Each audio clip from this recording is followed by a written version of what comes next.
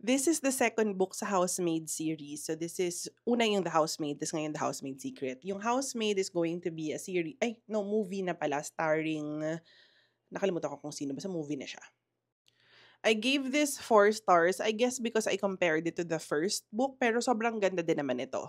I like na akala mo yung story niya is similar to the first book na na-hire siya but she has a secret past. So na-hire siya as a housemaid but she has a secret past. So ngayon, ang alam kasi ng mga tao parang she's being hired by battered women.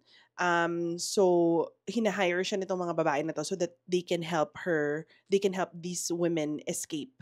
Kasi ganun yung ano niya, ganun siya nakilala na parang tumutulong siya ng mga, yung domestic violence victims na mga wife para maka-escape dun sa mga husbands nila. So ngayon, na-hire siya, tapos parang ang weird kasi parang gusto magpatulong nung wife na hindi, tapos parang tinulungan niya and then there's something else happening. Tas parang, basta maganda yung ending kasi parang it's so different from the first one. Pero not as good as the first one. Kaya ako rin siya binigyan ng 4. But definitely you're going to enjoy this if you like yung Housemaid. But you have to read yung Housemaid first.